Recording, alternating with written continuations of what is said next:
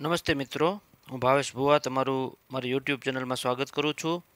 આજે આપણે અંગ્રેજીના દેવસત્યના પેપરની અંદર 1 થી 11 ક્વેશ્ચન સોલ્વ કરેલા છે. આજે 12મો પ્રશ્ન જોઈએ છીએ. તો એમાં ફોલ્સ એન્ડ ટ્રુ, સત્ય છે કે અસત્ય તે આપણે કહેવાનું છે. એમાં 12મો પ્રશ્ન છે કે majority of people living in Tajnagar are businessmen. તાજનગરની અંદર રહેતા મોટા ભાગના લોકો બિઝનેસમેન છે. બરોબર. તો આ વિધાન અસત્ય છે, કારણ કે તાજનગરના મોટા ભાગના લોકો ખેડૂતો હતા. તો અસત્ય માટે આપણે ફોલ્સ લખીશું, FALSE, ફોલ્સ. પછી 13મો ક્વેશ્ચન છે Arun Krishnamurthy was just 18 years old when he founded the NGO EFI. Arun કૃષ્ણમૂર્તિએ જ્યારે NGO EFIની સ્થાપના કરી ત્યારે તેની ઉંમર 18 વર્ષની હતી. તો આ વિધાન પણ અસત્ય છે, કારણ કે તેની ઉંમર 17 વર્ષની હતી. તો FALSE, જ્યારે તેણે સ્થાપના કરી ત્યારે તેની ઉંમર ઓનલી 17 years હતી. આમાં 18 વર્ષ લખ્યા છે. The kiss of mother can heal a broken head. માતાનું ચુંબન છે તે બ્રોકન હેડ, ટૂંકમાં ભગ્ન માથું મટાડી શકે છે. તો આ વિધાન ખોટું છે. The kiss of mother can heel herself when she is sick. The kiss of mother can heal a child's broken leg to broken heart. Broken leg એટલે તૂટેલો પગથી માંડીને તૂટેલા હૃદય સુધી બધું મટાડી શકે છે.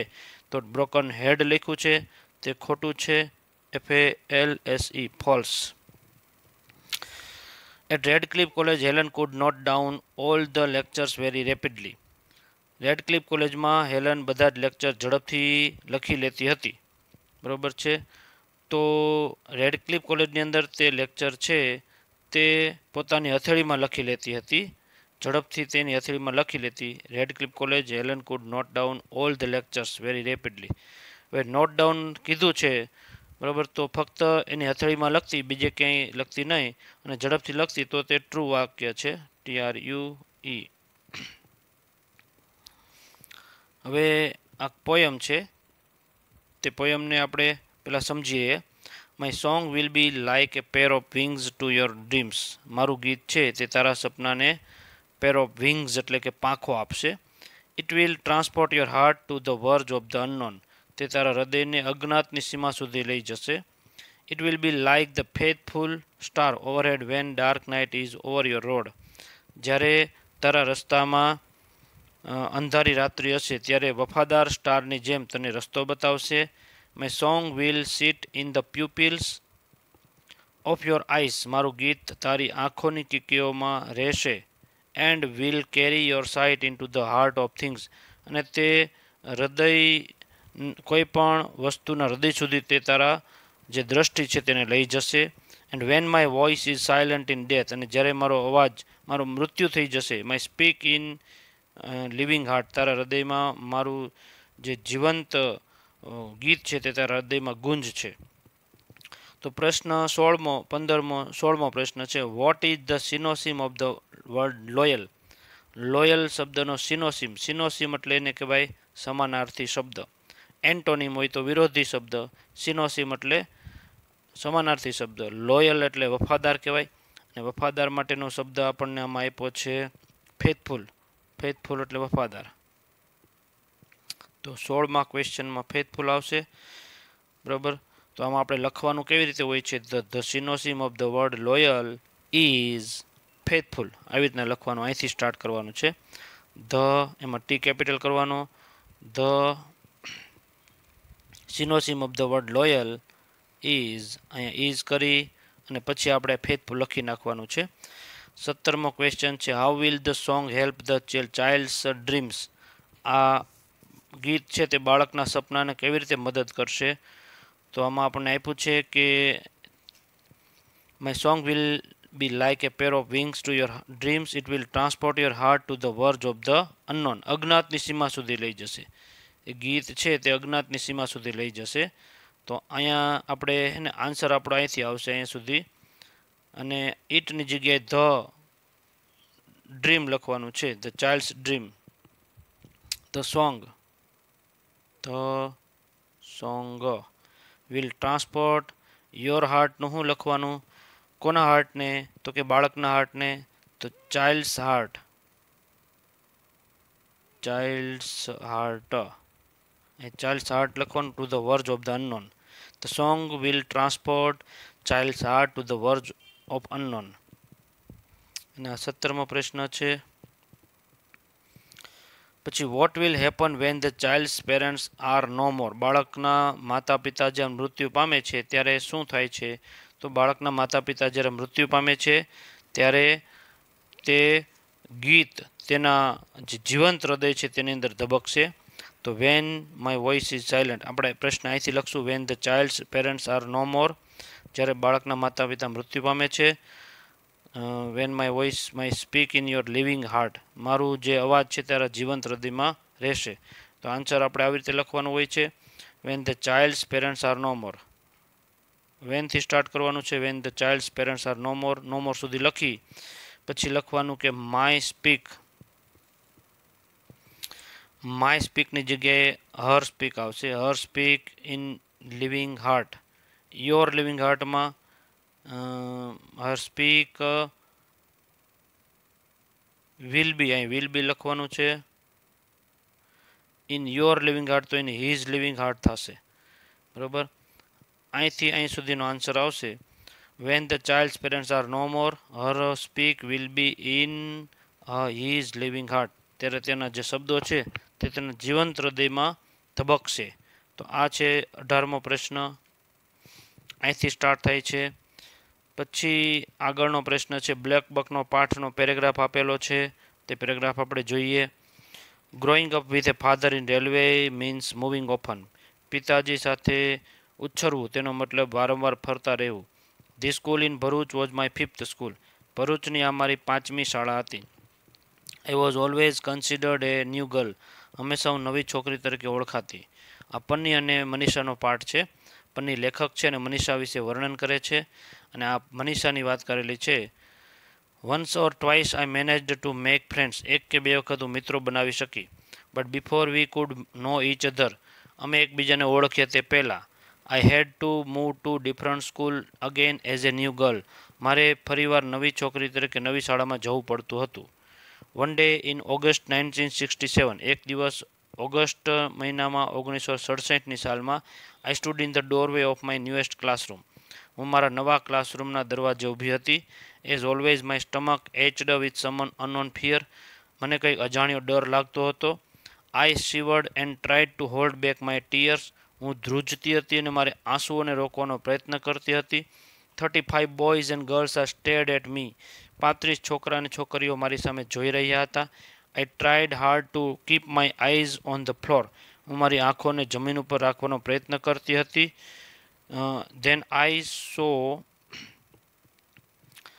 એ girl smiling like warm sunshine at me. પછી મેં હુફાળા સ્મિત કરતી એક છોકરીને મેં જોઈ. She actually she made to welcome me. તેણી વાસ્તવમાં મને આવકારી રહી હતી. When the teacher told me to sit next to Manisha. જ્યારે ટીચરે મને કહ્યું કે મનીષાની બાજુમાં બેસી જા. My frozen terror began to melt. ત્યારે મારો થીજી ગયેલો ભય પીગળવા લાગ્યો. તો પન્ની વર્ણન કરે છે, મનીષાનું વર્ણન કરે છે. તો આમાં જે પાઠમાં નાયિકાની ભૂમિકા મનીષા ભજવે છે અને લેખક તરીકે પન્ની છે. હવે આપણો ક્વેશ્ચન છે why was the narrator always considered new girl. આ લેખક છે, લેખિકા, તે નવી છોકરી તરીકે કેમ ઓળખાતા હતા? તો કે એના પિતાજી રેલવેમાં કામ કરતા અને વારંવાર તેને ફરતું રહેવું પડતું હતું. બરોબર છે, તો આમાં આન્સર અહીંથી સ્ટાર્ટ થશે. The narrator was always considered new girl. The નરેટરથી સ્ટાર્ટ થશે. ધમાં ટી કેપિટલ કરવાનો છે પહેલી એબીસીડીનો. The narrator was always considered a new girl. New girl લખી અને ત્યારબાદ આપણે અહીંથી ઉમેરવાનું છે. આમાં પરફેક્ટ જવાબ આપેલો નથી, આપણે જવાબ બનાવવો પડશે. તો હું તમને લખી દઉં. The narrator always considered a new girl because લખીશું કારણ કે હર ફાધર, તેના પિતાજી, her father worked in railway. એના પિતાજી રેલવેમાં નોકરી કરતા. એન્ડ સો અને તેથી તેને વારંવાર ફરતું રહેવું પડતું હતું. સો she had to move often. વારંવાર ફરતું રહેવું પડતું હતું જેના કારણે તે નવી છોકરી તરીકે ઓળખાતી હતી. તો આન્સર આવશે the narrator was always considered new girl because her father worked in railway and so she had to move often. તેણે વારંવાર ફરવું પડતું હતું. રેલવેમાં નોકરી કરતા હોય, વારંવાર બદલી થાય, તેના પિતાજી જ્યાં જાય ત્યાં એને જવું પડતું હતું. What happened when the narrator reached her newest classroom. જ્યારે લેખિકા તેના નવા ક્લાસરૂમમાં પહોંચ્યા ત્યારે શું ઘટના બની? તો આન્સર આપણે અહીંથી સ્ટાર્ટ કરીશું. When the narrator reached her newest classroom. જ્યારે નરેટર નવા ક્લાસરૂમમાં પહોંચ્યા ત્યારે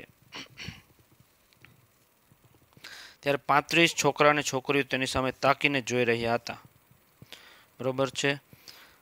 તો 35 boys and girls stared at me, managed each other, but before we could eat, I had to move different school. Doorway, classroom, as always, stomach, I had shivered all back. 35 અહીંથી start થશે. 35 boys and girls stared at me. તો mini જગ્યાએ હર આવશે, HER. બરોબર. જ્યારે તે નવા ક્લાસરૂમમાં ગઈ, બરોબર, આપણે એમ કીધું છે કે when the narrator reached her newest classroom. જ્યારે લેખક નવા ક્લાસરૂમમાં ગયા ત્યારે 35 છોકરા અને છોકરીઓ તેની સામે જોઈ રહ્યા હતા. એટલે આનો આન્સર આપણે 35થી લખવાનો છે અને આ છે આપણો પ્રશ્ન 20મો ક્વેશ્ચન છે. તો 21 લખી નાખું છું. એટલે અહીંથી સ્ટાર્ટ કરવાનું છે. When the narrator reached her newest classroom, પછી અલ્પવિરામ કરીને આ જે 35 વાળું છે તે લખી નાખવાનું છે. પછીનો ક્વેશ્ચન છે she felt uncomfortable to a new class and students. નવા ક્લાસ અને વિદ્યાર્થીઓમાં તેને અનકમ્ફર્ટેબલ ફીલ થતું હતું. તો તે વિધાન સત્ય છે. તો સત્ય માટે આપણે લખીશું ટ્રુ, TRUE. પછી 22મો question when did the narrator's frozen terror begin to melt. લેખકનો થીજી ગયેલો ભય ક્યારે પીગળવા લાગ્યો? તો the narrator's frozen terror began to melt. બિગિનનું બિગેન થઈ જશે, ભૂતકાળનું ક્રિયાપદ થશે બિગેન ટુ મેલ્ટ. લેખકનો થીજી ગયેલો ભય પીગળવા લાગ્યો ક્યારે? જ્યારે તેના ટીચરે તેને કીધું કે મનીષાની બાજુમાં બેસી જા.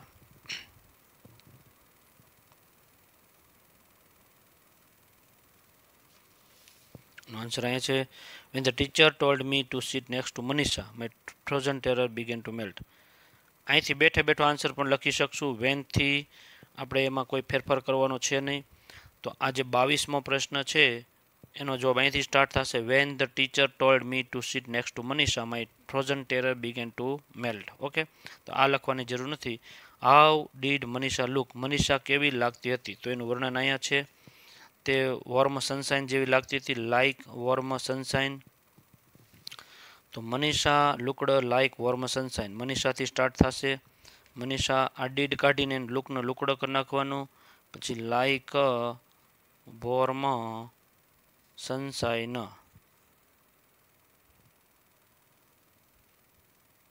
સનશાઇન એમાં સ્પેલિંગ આપેલો છે, જોઈ લેજો તમે. ઓકે, હવેનો જે પેરેગ્રાફ છે તે પેરેગ્રાફના ક્વેશ્ચન આપણે સોલ્વ કરવાના છે. જોઈ લઈએ.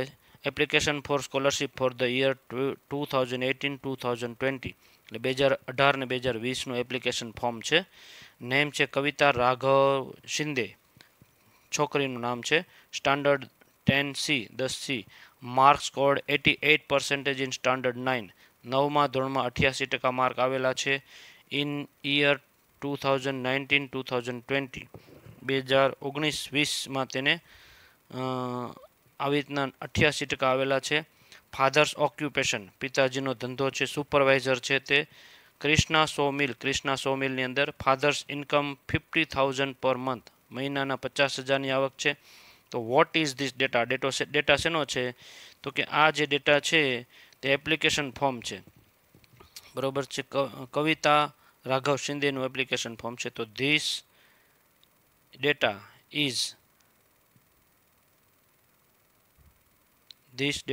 ધીસથી સ્ટાર્ટ કરીશું આપણે. ધીસમાં ટી કેપિટલ, પછી ઇઝ લખીશું. This data is an application for scholarship for year 2018-2020. 24મો પ્રશ્ન છે.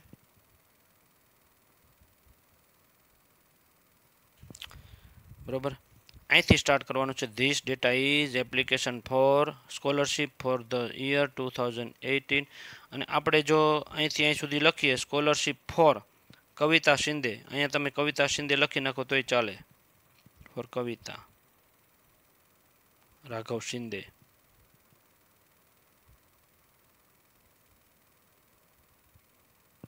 ઓકે, તો આ યરનું કંઈ લખવાની જરૂર નથી. Who has applied for the scholarship, scholarship માટે કોણે એપ્લાય કરેલું છે? તો કે કવિતાએ એપ્લાય કરેલું છે. તો હુ શબ્દ કાઢી અને તેની જગ્યાએ આપણે કવિતા રાઘવ શિંદે નામ લખવાનું છે. 25 25મો જવાબ અહીંથી આવશે. હુ કાઢીને કવિતા રાઘવ શિંદે લખવાનું છે. અને ત્યારબાદ which of the following is true, કયું વિધાન સત્ય છે? કવિતા ઇઝ ડલ, કવિતા નબળી છે. કવિતા ઇઝ ઇન 10C, કવિતા 10Cમાં છે. તો આ વિધાન સત્ય છે. આ ડલ નથી, તે હોશિયાર છે. 88% જ આવેલા છે. What was Kavita score last year, ગયા વર્ષે કવિતાએ કેટલા ટકા મેળવેલા છે? તો કવિતા સ્કોર, કવિતાથી સ્ટાર્ટ કરવાનો છે આન્સર. કવિતા સ્કોર વોઝ કરીને 88% લખવાનું, પછી લાસ્ટ યર પછી લખવાનું. આ જે મેં શબ્દો લખ્યા છે was 88% last year. Kavita score was 88% last year, ગયા વર્ષે કવિતાનો સ્કોર 88% હતો. In which class is Kavita studying now, Kavita કયા ધોરણમાં ભણે છે? તો કવિતાથી સ્ટાર્ટ થશે. કવિતા ઇઝ સ્ટડીંગ, ઇઝ અહીંયા લખવાનું છે. Kavita is studying in 10C now, અને લખવાનું છે Kavita is studying in 10C now. Okay, તો 28 પ્રશ્ન આપણે સોલ્વ કરીએ છીએ. બાકીના આપણે આવતીકાલે કરીશું. તો આપણી ચેનલ છે તેને વધુને વધુ લાઇક કરો, શેર કરો અને સબસ્ક્રાઈબ કરો. તમારા મિત્રો સુધી પહોંચાડો અને આના આધારે તમે બધા પ્રશ્નો સોલ્વ કરી શકો છો. Okay, good bye, thank you very much.